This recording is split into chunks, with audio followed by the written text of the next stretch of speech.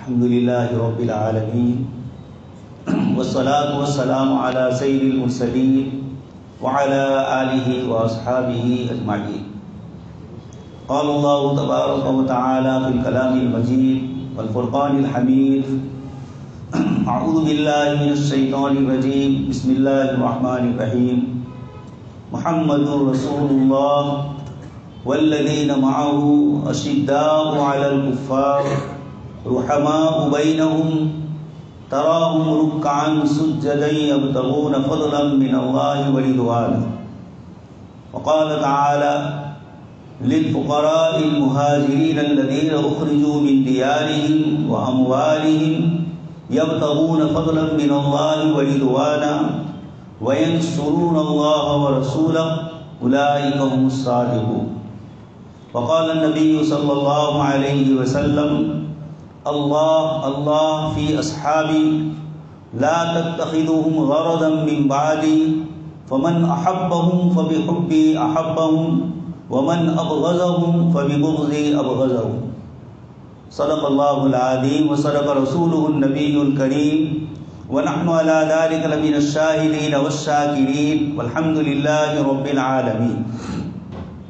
محترم و مکرم حضرات علماء کرام اور ایمان والے بھائیوں، کلام پاک کی جن آیات کی آپ حضرات کے سامنے تلاوت کی، اللہ تبارک و تعالیٰ نے اس میں جناب نبی اکرم صلی اللہ علیہ وسلم اور آپ کے صحابہ کرام، چاہے وہ مہاجرین ہو چاہے انصار ہو، اللہ تبارک و تعالیٰ نے ان دونوں کی ان آیات میں تعریف فرمائی.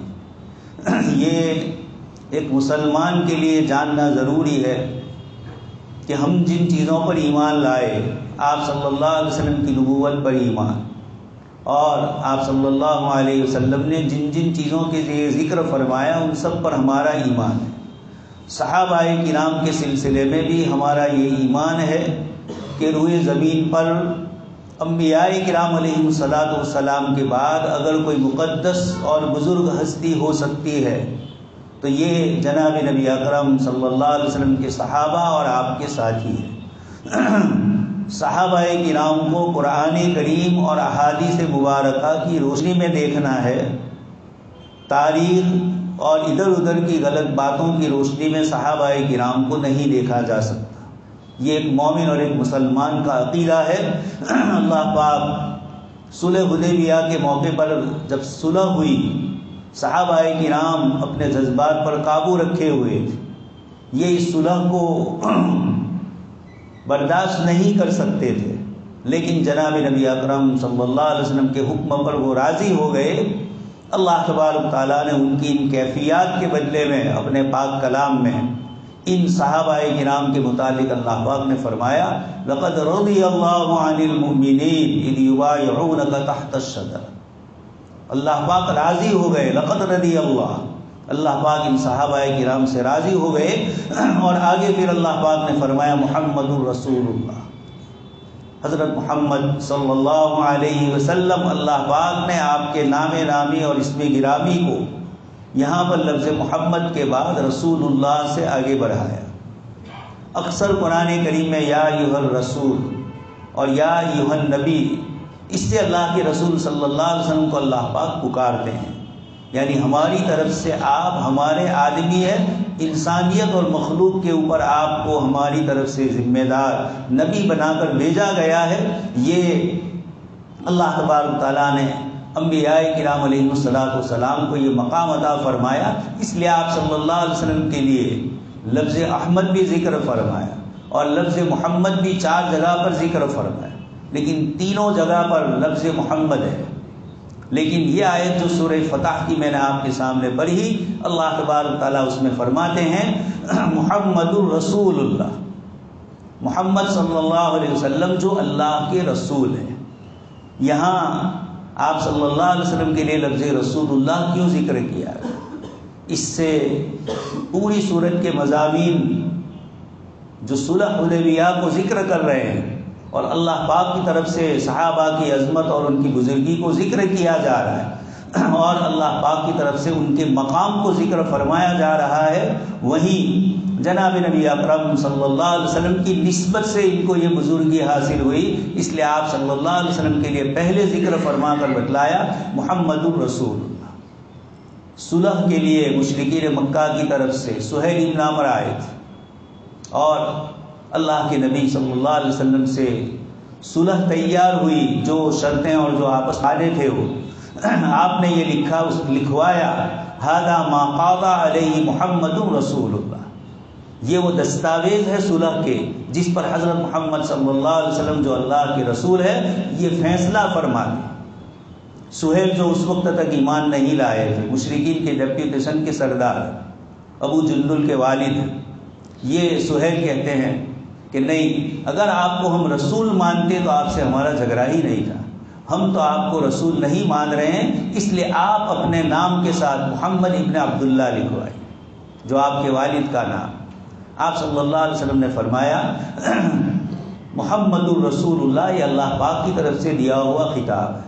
آپ نے فرمایا اگر تمہیں اس پر چڑ ہے تو پھر آپ صلی اللہ علیہ وسلم نے یہ نام اپنا کٹوا دیا اور اس کے بجائے آپ نے محمد ابن عبداللہ لکھا۔ اللہ پاک نے آپ صلی اللہ علیہ وسلم کو بشارت دی کہ چاہے یہ لوگ آپ کو رسول اللہ نہ مانیں، لیکن قیامت تک یہ آیتیں پڑھی جائے گی اور اس میں بتلایا جائے گا کہ مشرکین نے جو حمیت الجاہلیت الاولی، جو اپنی جاہلیت کا ثبوت پیش کر کے آپ صلی اللہ علیہ وسلم کے نام اس میں گرامی کو ساقط کروایا، حضرت علی رضی اللہ عنہ لکھ رہے ہیں، فرماتے ہیں کہ میں اس کو کاٹوں گا، لیکن صلح کرنی تھی، آپ صلی اللہ علیہ وسلم نے خود ہی اس کو ہٹایا یا کسی اور صحابی کے پاس آپ نے اس کو کٹوا کر محمد ابن عبداللہ لکھوایا۔ یہ تواضع اور یہ انکساری جو اللہ پاک کو پسند آئی، اللہ پاک نے فرمایا محمد الرسول اللہ، اس لیے یہاں پر آپ کے نام کے ساتھ رسول اللہ قیامت تک قرآن پڑھا جائے گا، اور اس قسم کے لوگ جو آپ کی رسالت کے منکر ہیں اللہ تبارک تعالیٰ ان کا رد فرمائے۔ اور بھی حضرت حسان ابن ثابت رضی اللہ عنہ جو شاعر رسول تھے، آپ صلی اللہ علیہ وسلم کے شاعر تھے، اور اللہ پاک کی طرف سے روح القدس جبرائیل علیہ السلام ان کی تائید اور مدد فرماتے تھے۔ آپ صلی اللہ علیہ وسلم کے لیے حضرت حسان نے بہت سارے اشعار پیش کیے، اس میں یہی فرمایا کہ اللہ کے نبی صلی اللہ علیہ وسلم، اللہ پاک نے آپ کو اپنا رسول بنایا، اور جب جب بھی مؤذن اذان دے گا آپ اللہ پاک کے نام کے ساتھ آپ کا نام بھی پکارا جائے گا۔ یہ قیامت تک کے لیے جناب نبی اکرم صلی اللہ علیہ وسلم کے لیے اللہ تبارک و تعالیٰ نے بشارتیں اور خوشخبریاں سنائی۔ اس کے ساتھ صحابہ کرام کی اللہ پاک نے تعریف فرمائی، والذین معہ اشداء علی الکفار، اللہ کے دشمنوں پر یہ سخت ہوتے ہیں، والذین معہ، حضور کی معیت میں آپ کے ساتھ میں رہنے والے۔ یہ لفظ معیت اپنے ساتھ ہونا یہ بہت بڑا فخر ہے، بہت بڑی اللہ پاک کی طرف سے سعادت مندی ہے۔ حضرات صحابہ کرام کا انتخاب اللہ پاک نے ایسے ہی فرمایا جیسے حضرات انبیاء کرام علیہ السلام کا انتخاب فرمایا۔ حضرت عبداللہ بن مسعود رضی اللہ عنہ جو خود صحابی رسول اکابر صحابہ میں سے ہے، یہ فرماتے ہیں من کان مستنن فلیستن بمن قد مات، جو آئیڈیل اور نمونہ اپنی زندگی کا کسی کو بنانا چاہے تو کس کو بنائے؟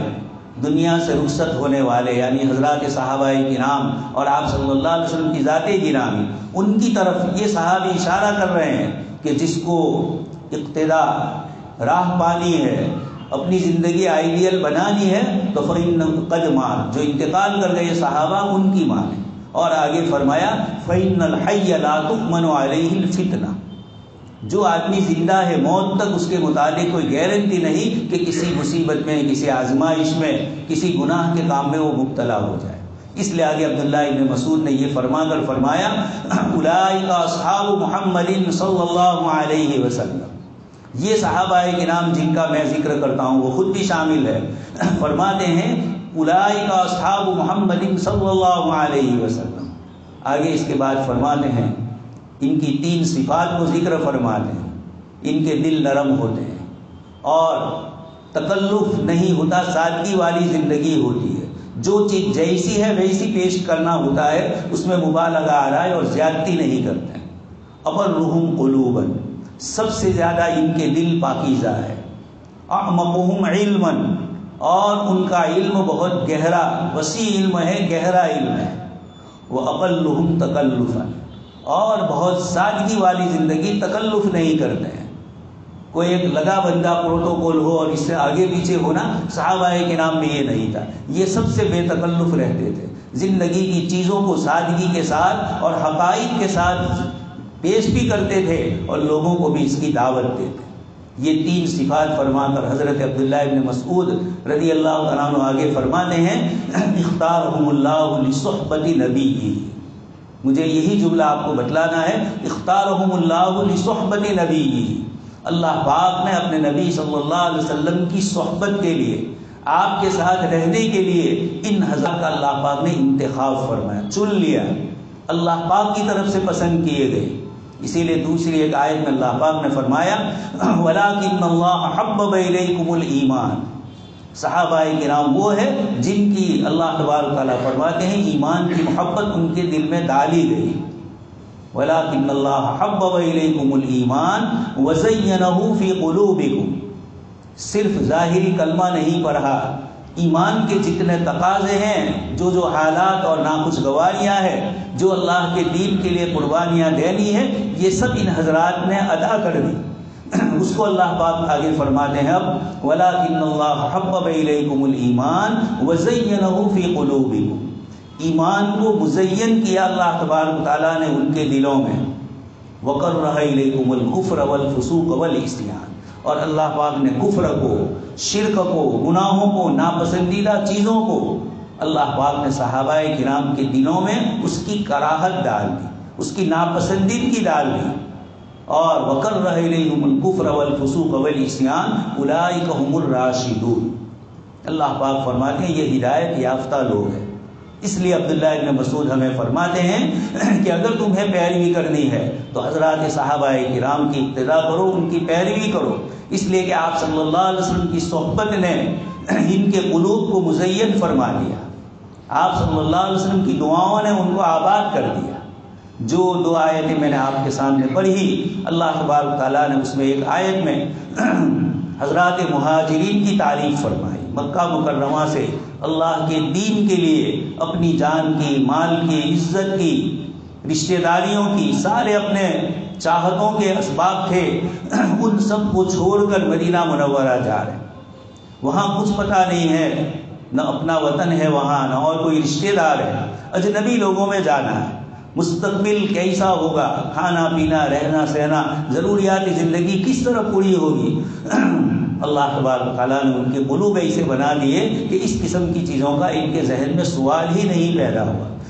اس لیے اس آیت میں فرمایا للفقراء المہاجرین الذین اخرجوا من دیارہم، جن کو اپنے وطن سے، اپنے گھروں سے کتنی محنت سے گھر بنایا آدمی، اور پھر اس گھر کو چھوڑنا ہو ہمیشہ ہمیشہ کے لیے، واموالہم، جو کچھ مال مکہ مکرمہ میں تھا صحابہ کرام نے اس کو بھی اللہ کی راہ میں قربان کر دیا۔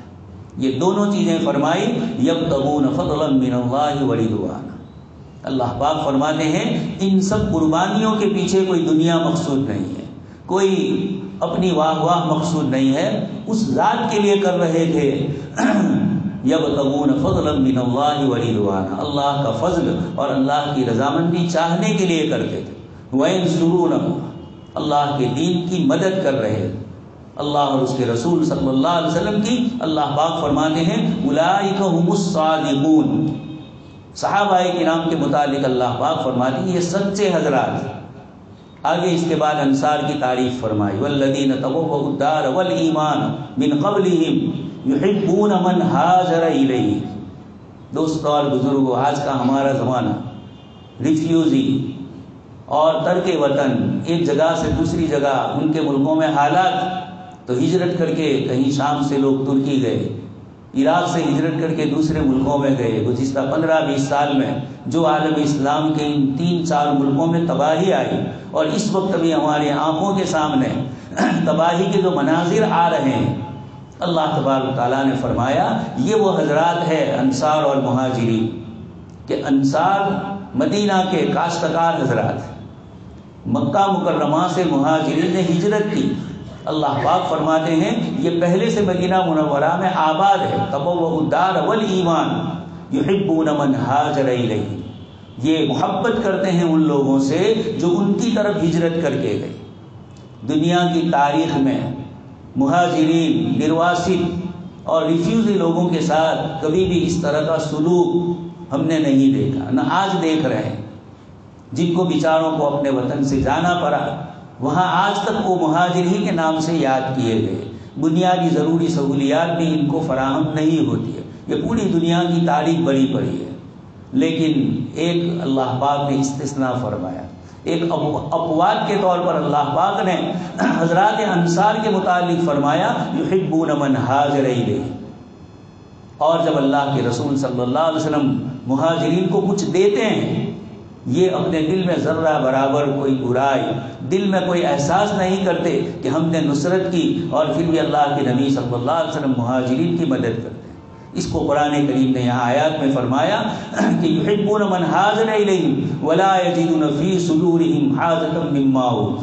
جو ان کو دیا گیا اس پر یہ حضرات اپنی طرف سے کوئی تکلیف اور کوئی پریشانی محسوس نہیں کر رہے ہیں. یہ دنیا کی تاریخ کا ایک عجوبہ ہے کہ جو لوگ ہجرت کر کے جا رہے ہیں یہ اپنا گھر بار، اپنا سامان آدھا آدھا حصہ کر رہے ہیں کہ آپ لے لیجئے، آدھا آدھا ہمارا ہو. حتیٰ کہ ایک صحابی، ان کے ایک سے زیادہ بیویاں تھیں، انہوں نے دوسرے صحابی کو، مہاجر کو کہا کہ تم چاہو تو جس کو تم چاہو میں ان کو طلاق دے دوں اور عدت کے بعد تم ان سے نکاح کرو. یہ روئے زمین پر جان نثاری، قربانی اور ایثار کا کوئی نمونہ دنیا میں کوئی پیش نہیں کر سکتا. یہ محمد الرسول اللہ کے ساتھی ہی ہے جن کو آقا مدنی صلی اللہ علیہ وسلم کی صحبت نصیب ہوئی. اور ان حضرات نے، اللہ پاک نے فرمایا رحماء بینہم، آپس میں ایک دوسرے پر رحم دل ہوتے. جب خیبر فتح ہوا، بہت سارا مال غنیمت، کھجور کے درخت وغیرہ وہاں باغات تھے. آپ صلی اللہ علیہ وسلم کے پاس آئے، آپ نے انصار کو دینا چاہا. انہوں نے کہا نہیں، آپ ہمارے مہاجر بھائیوں کو دیجیے، یہ وطن چھوڑ کر آئے ہیں. لیکن اللہ کے نبی صلی اللہ علیہ وسلم نے پھر بھی جب ہجرت کر کے آپ مدینہ منورہ تشریف لے گئے تو انصار نے مسلمانوں کا، مہاجرین کا بوجھ ہلکا کرنے کے لیے کچھ کو اپنا بھائی بنایا، کچھ کو اپنے باغات تھے کھجور کے، ان میں سے کسی کو ایک باغ، ایک کھجور کا درخت، کسی کو 2 درخت. اس طرح اپنے درخت بھی جو آمدنی کا ذریعہ ہے، روزگار کا ذریعہ ہے، ان حضرات نے وہ بھی حضرات مہاجرین کو دے دیا. جب خیبر فتح ہوئی تو آپ صلی اللہ علیہ وسلم نے ان حضرات کو یہ واپس کیا. یہ صحابہ کرام ہے. جابر ابن عبداللہ انصاری صحابی ہے. غزوہ خندق کے موقع پر دیکھ رہے ہیں کہ آپ صلی اللہ علیہ وسلم کے پیٹ پر پتھر بنا ہوا ہے، جسم آپ کا غبار آلود ہے، خندق کھودنے کی وجہ سے مٹی جسم پر لگی ہوئی ہے، اور حصہ پیٹ کا کھل گیا تو پتہ چلا کہ اللہ کے نبی صلی اللہ علیہ وسلم بھوکے اور پیاسے. حضرت جابر اپنے گھر گئے، اپنے اہلیہ سے کہا کہ میں نے اللہ کے رسول صلی اللہ علیہ وسلم کو اس حال میں دیکھا ہے، میں چاہتا ہوں کہ گھر میں کچھ ہو تو وہ آپ صلی اللہ علیہ وسلم کے لیے پکا کر میں لے جاؤں. بیوی نے کہا ایک بکری کا گھر کا پالتو بچہ ہے اور کچھ جو پڑی ہوئی ہے.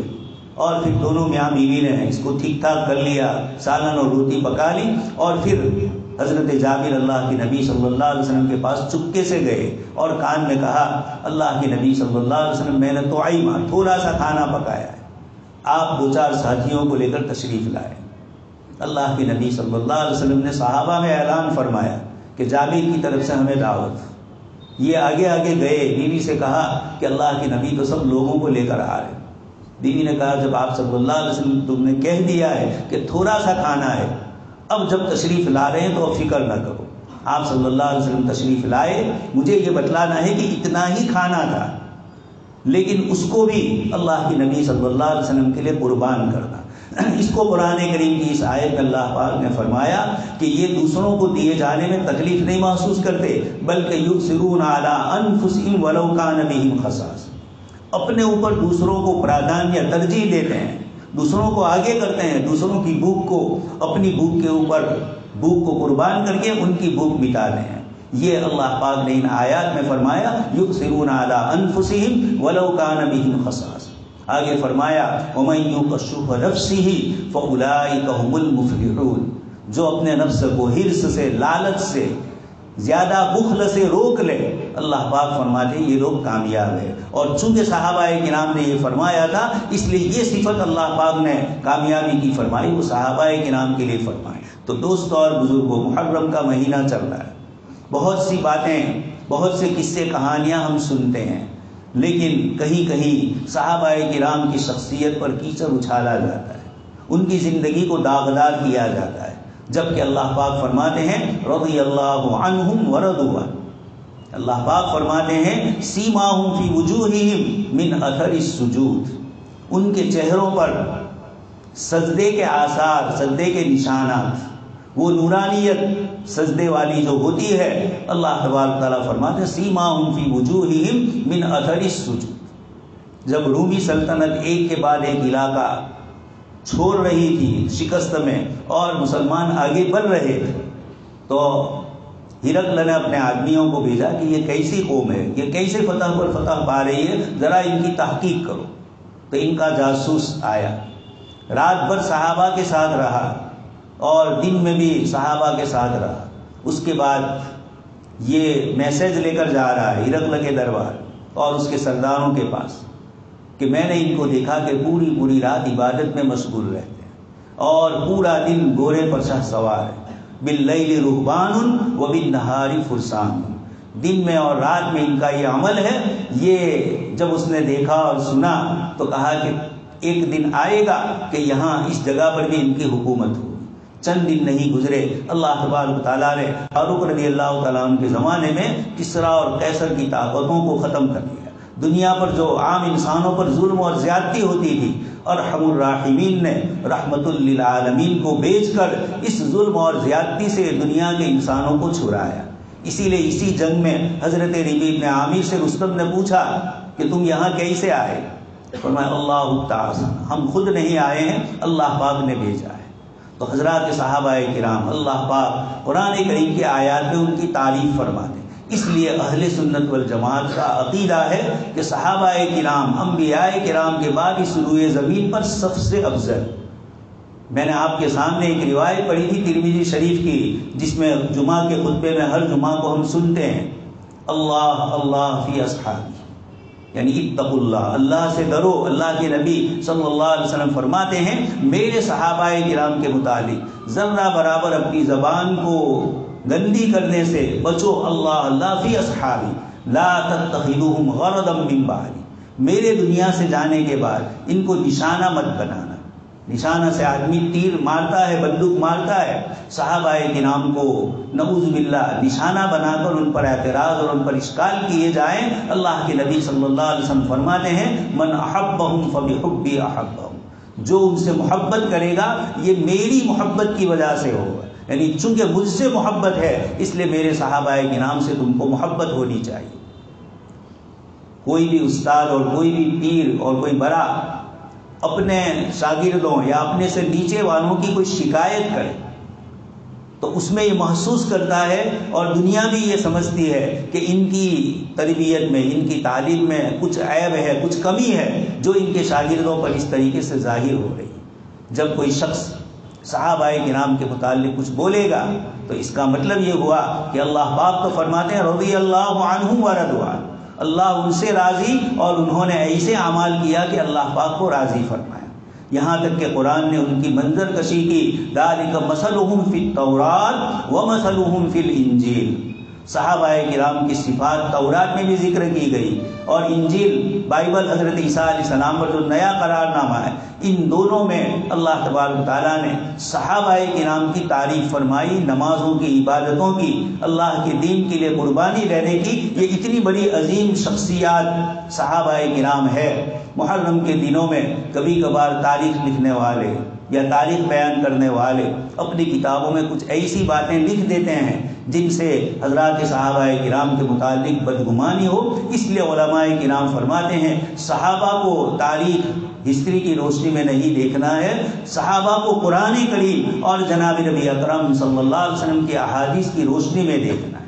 انہوں نے جو قربانیاں دی، قرآن نے فرمایا ثانی اثنین اذ ہما فی الغار اذ یقول لصاحبہ لا تحزن ان اللہ معنا. حضرت ابوبکر صدیق کی تعریف ہو رہی. صحابہ کرام میں ہمارا دوسرا بھی یہ عقیدہ ہے کہ اللہ پاک نے 4 خلفائے راشدین کو جو ترتیب سے اللہ پاک کی طرف سے مقرر کیا گیا، وہ تو عز من تشاء و تذل من تشاء، اور مالک الملک اللہ پاک. خلفائے راشدین کی جو ترتیب رہی، سب سے پہلے حضرت ابوبکر صدیق رضی اللہ تعالیٰ عنہ، پھر حضرت عمر فاروق، عثمان ذی النورین اور حضرت علی رضی اللہ تعالیٰ عنہ. یہ چاروں صحابہ اللہ کے نبی صلی اللہ علیہ وسلم کے چہیتے ہیں. خاندانی رشتہ بھی ابو بکر اور عمر کی بیٹی اللہ کے رسول صلی اللہ علیہ وسلم کی ازواج مطہرہ اور امہات المؤمنین ہے. تو حضرت عثمان ذی النورین اللہ کے رسول صلی اللہ علیہ وسلم کے ایک صاحبزادے نکاح میں ہے، پھر انتقال ہوا دوسری، اللہ کے رسول صلی اللہ علیہ وسلم نے حضرت عثمان کے نکاح میں دی.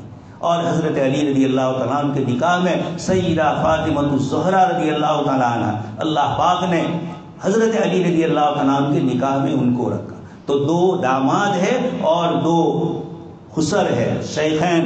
ان دونوں بزرگوں کو کہا جاتا ہے، حضرت ابوبکر اور حضرت عمر کو، اور حضرت علی اور حضرت عثمان کو کہا جاتا ہے خطنین، داماد.